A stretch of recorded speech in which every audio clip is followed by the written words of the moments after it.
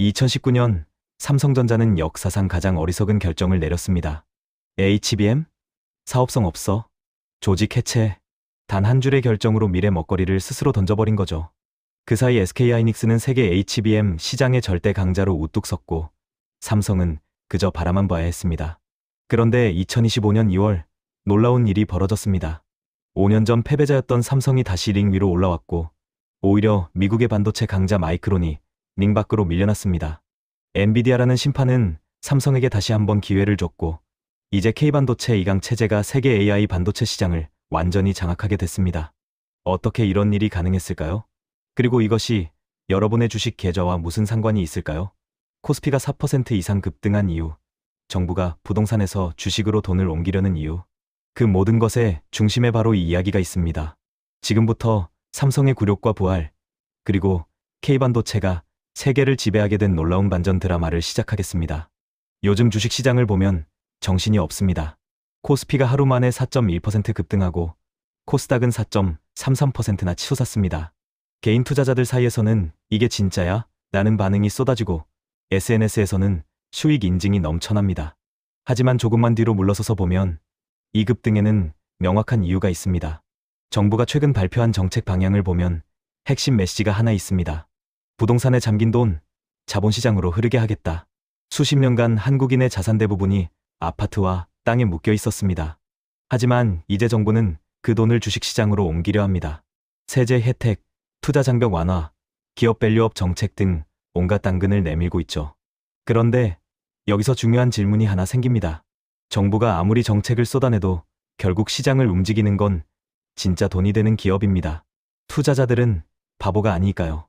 실적이 없고 미래가 없는 기업에는 절대 돈이 몰리지 않습니다. 그렇다면 지금 이 순간 국장 상승을 이끄는 진짜 주인공은 누구일까요? 바로 AI 반도체입니다. 정부의 정책과 AI 반도체라는 실탄이 만났을 때 시장은 폭발적으로 반응합니다. 그리고 이 AI 반도체 전쟁의 한가운데에 삼성전자와 SK하이닉스가 있습니다. 지금부터 그 이야기를 시작해 보겠습니다. 그런데 잠깐, AI 반도체가 정확히 뭐길래 시장 전체를 들썩이게 만드는 걸까요? 여러분, 게임할 때 치트키 써본 적 있으시죠? 한번 누르면 게임 난이도가 확 바뀌는 그 느낌. 지금 글로벌 기술 시장에서 AI 반도체가 바로 그 치트키 역할을 하고 있습니다. 챗GPT, 자율주행, 의료 진단, 금융 분석. AI가 못하는 게 없어 보이는 시대가 됐는데 이 모든 AI의 두뇌가 바로 반도체입니다. 그 중에서도 엔비디아는 AI 반도체 시장의 절대 강자입니다. 세계 AI 칩 시장의 80% 이상을 장악하고 있죠. 그런 엔비디아가 최근 베라루빈이라는 차세대 칩을 공개했습니다. 기존 블랙을 칩보다 AI 추론 속도는 5배, 학습 속도는 3.5배 빠릅니다. 말 그대로 AI 성능의 차원이 달라지는 수준이죠. 그런데 이 베라루빈의 핵심 비밀이 바로 HBM사입니다. HBM은 Bit Memory, 즉 초고속 메모리인데 쉽게 말하면 AI 칩의 데이터 고속도로입니다. 아무리 빠른 엔진 칩이 있어도 고속도로 메모리가 좁으면 속도를 낼 수 없죠. 베라루빈이 압도적으로 빠른 이유는 바로 차선이 몇 배로 넓어진 HBM사 덕분입니다. 그렇다면 이 HBM사를 만들 수 있는 회사는 누구일까요? 전 세계에 딱 3곳뿐입니다. SK하이닉스, 삼성전자, 그리고 미국의 마이크론. 그런데 여기서 놀라운 반전이 펼쳐집니다. 2019년으로 돌아가 봅시다. 당시 삼성전자 경영진은 한 가지 결정을 내렸습니다. HBM 사업, 수익성 없음, 조직 해체.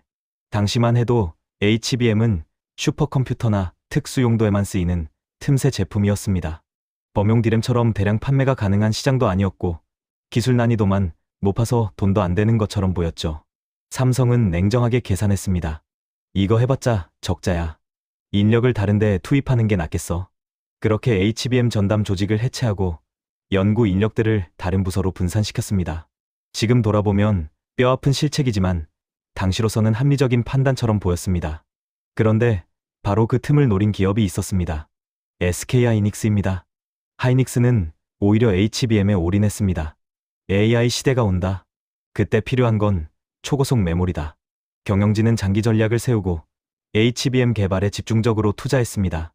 2020년 초부터 엔비디아와 긴밀하게 협력하며 HBM이 HBM3을 연이어 성공시켰죠. 결과는 2023년 기준 SK하이닉스는 글로벌 HBM 시장 점유율 50%를 넘겼습니다. 엔비디아 물량의 대부분을 하이닉스가 공급하게 됐고 삼성은 그저 뒤에서 따라가기만 했습니다. 삼성이 버린 기회를 하이닉스가 주워 먹은 셈이죠. 삼성 주주들은 분통을 터뜨렸고 경영진은 뒤늦게 후회했지만 이미 시장은 하이닉스 손에 넘어간 뒤였습니다. 하지만 이야기는 여기서 끝나지 않습니다. HBM사라는 새로운 게임판이 열렸을 때 판도가 다시 뒤집히기 시작했거든요. HBM을 이해하는 가장 쉬운 방법은 고속도로에 비유하는 겁니다. AI 칩 엔진이 아무리 강력해도 데이터를 실어 나르는 고속도로 메모리가 좁으면 병목 현상이 생깁니다. 2차선 고속도로에서는 페럴이든 경차든 속도 차이가 별로 없는 것처럼요. HBM1, HBM2는 말하자면 4차선 고속도로였습니다. 그럭저럭 데이터를 옮길 수 있었죠. HBM 35세대에서는 8차선으로 확장됐습니다.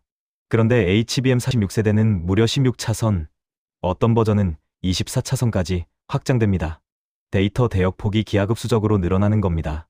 엔비디아의 차세대 칩, 베라루빈이 기존 블랙웰보다 추론 5배, 학습 3.5배 빨라진 이유가 바로 이 HBM사 덕분입니다. AI가 학습할 때는 엄청난 양의 데이터를 주고받아야 하는데 HBM사는 그 속도를 획기적으로 높여줍니다. 쉽게 말해 AI가 똑똑해지는 속도가 몇 배 빨라지는 겁니다.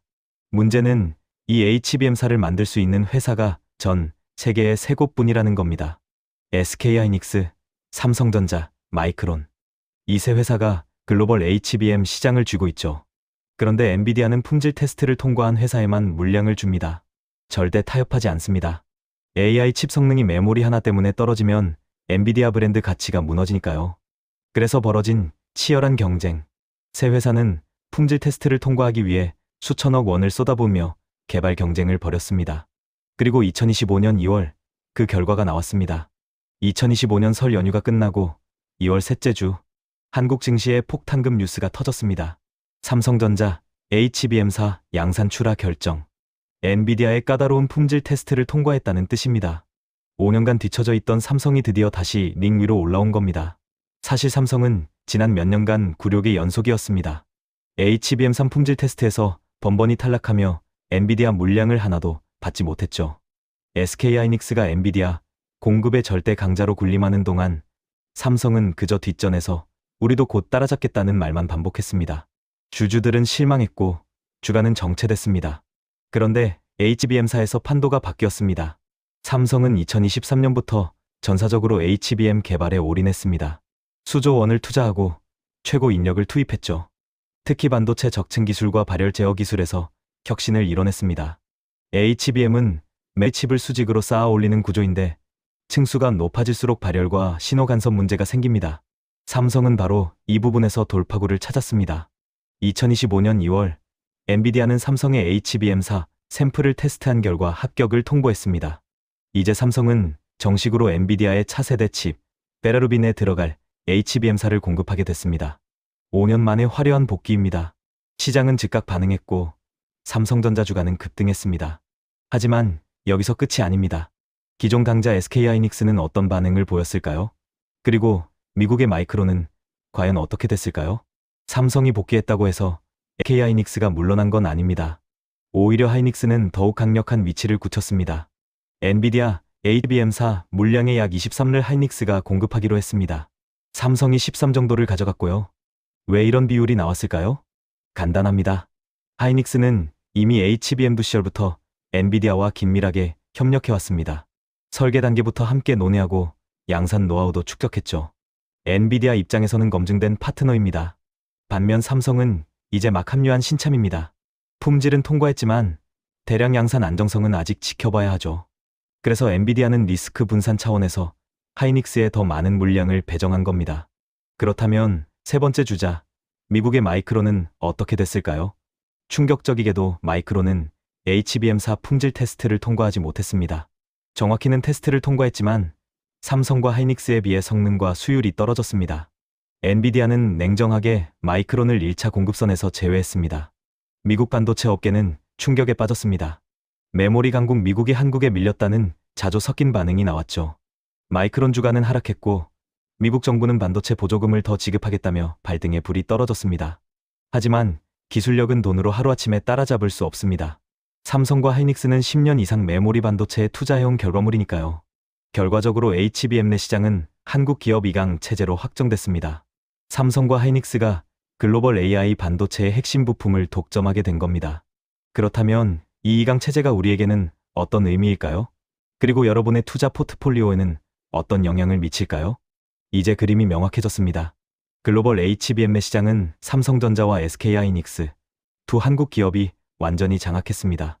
엔비디아뿐 아니라 AMD, 구글, 아마존 같은 빅테크 기업들도 AI 칩을 개발하는데 모두 HBM사가 필요합니다. 그런데 그 HBM사를 살 수 있는 곳이 사실상 한국뿐인 겁니다. 경제학에서 이런 상황을 과점펄리라고 부릅니다. 공급자가 극소수라서 가격 결정권이 판매자에게 있는 구조죠. 삼성과 하이닉스는 이제 HBM사 가격을 주도적으로 책정할 수 있습니다. 수요는 폭발적으로 늘어나는데 공급자는 두 곳뿐이니 가격은 자연스럽게 오를 수밖에 없습니다. 여기에 또 하나의 호재가 겹쳤습니다. 범용 디램 가격도 동반 상승하고 있다는 점입니다. AI 서버가 늘어나면서 일반 서버용 디램 수요도 급증했거든요. 삼성과 하이닉스는 HBM사로 고수익을 내면서 범용 디램으로도 매출을 끌어올리는 이중 효과를 누리고 있습니다. 증권가에서는 두 회사의 올해 실적을 역대급으로 전망하고 있습니다. 삼성전자는 반도체 부문 영업이익이 전년 대비 50% 이상 증가할 것으로 예상되고 SK하이닉스는 사상 최대 실적을 경신할 것으로 보입니다. 이는 단순히 두 기업만의 호황이 아닙니다. 반도체 장비, 소재, 부품 업체들까지 동반 성장하며 한국 증시 전체를 끌어올리는 구조입니다. 여러분, 오늘 이야기를 정리해보겠습니다. 코스피가 4% 급등한 이유, 정부가 부동산에서 주식으로 돈을 옮기려는 이유, 그 모든 것의 중심에 바로 K반도체가 있습니다. 삼성과 하이닉스가 HBM 내 시장을 장악하면서 한국은 글로벌 AI 반도체 공급망의 핵심 국가가 됐습니다. 5년 전 삼성이 HBM을 포기했을 때 많은 사람들이 삼성 끝났다고 했습니다. 하지만 삼성은 다시 일어섰고 이제는 하이닉스와 함께 세계 시장을 양분하고 있습니다. 이건 단순히 두 기업의 성공 스토리가 아닙니다. 대한민국 반도체 산업 전체가 한 단계에 도약하는 신호탄입니다. 정부는 부동산에 묶인 자금을 자본시장으로 유도하고 있고 그 자금이 흘러갈 곳은 결국 실적이 나오는 기업입니다. 그리고 지금 가장 확실한 실적을 보여주는 섹터가 바로 반도체입니다. AI라는 거대한 파도가 밀려오는 지금 그 파도를 타고 있는 삼성과 하이닉스는 단순한 투자 대상이 아니라 국장 체질 개선의 주역입니다. 물론 투자에는 리스크가 따릅니다. 반도체 업황은 사이클을 타고 글로벌 경제 상황에 따라 요동칠 수 있죠. 하지만 장기적으로 보면 AI 시대의 메모리 반도체 수요는 계속 늘어날 수밖에 없습니다. 그리고 그 수요를 충족시킬 수 있는 기업이 한국에 두 곳이나 있다는 건 투자자에게는 명확한 기회입니다. 마지막으로 한 줄 남기겠습니다. 부동산에서 주식으로 돈이 움직이는 지금 삼성의 부활은 단순한 기업 뉴스가 아니라 대한민국 증시가 한 단계 성장하는 역사적 전환점입니다. 여러분의 선택은 무엇인가요? 이 흐름을 지켜만 볼 건가요? 아니면 함께 탈 건가요? 오늘 영상이 도움이 됐다면 좋아요와 구독 부탁드립니다. 다음 영상에서 더 유익한 정보로 찾아뵙겠습니다. 감사합니다.